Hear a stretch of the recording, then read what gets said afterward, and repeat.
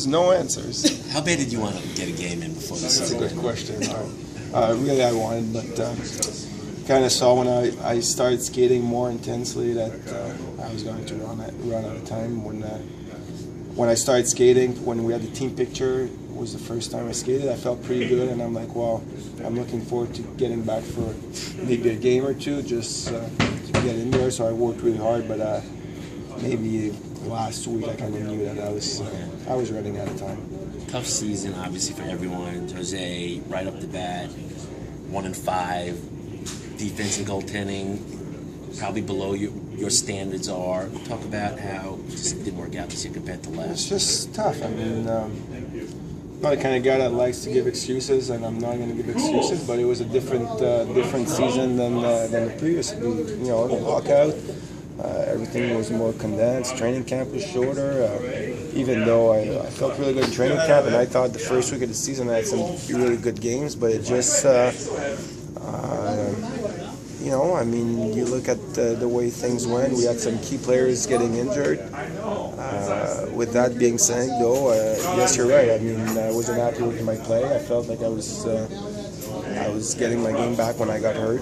Even though it was up and down, mentally I felt good, and I knew I was going to bounce back, and I just got a big injury, so I didn't really have time to bounce back. But sometimes you need a slap in the face to make sure you do more stuff in the summertime and get more prepared and maybe an extra motivation for next year. Does it make you want to come back more just to play hockey and to this team?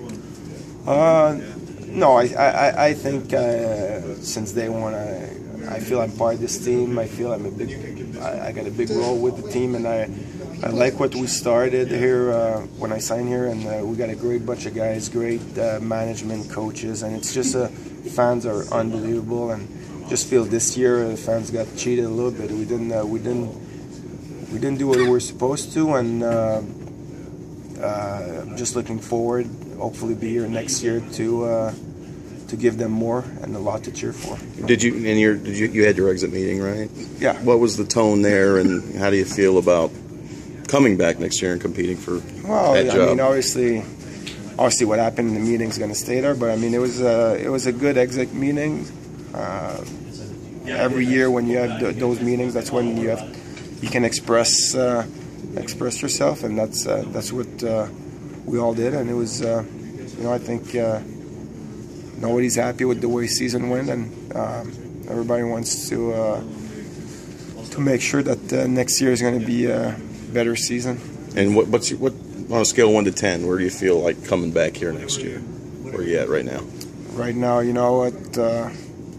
It's hard to say. I think right now we're doing the medicals, the exit. I think it's.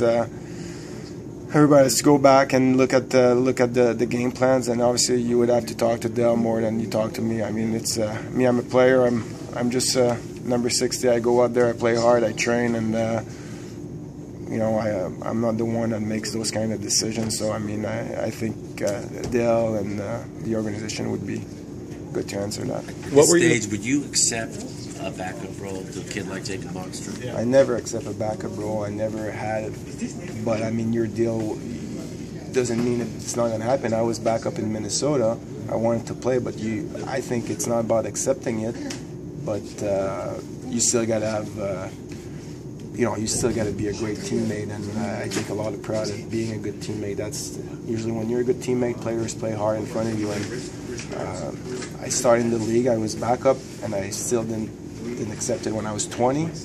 So it's the same thing now, but you know, I think you need to have that approach if you want to be able to surpass yourself and expect what you're expected out of you.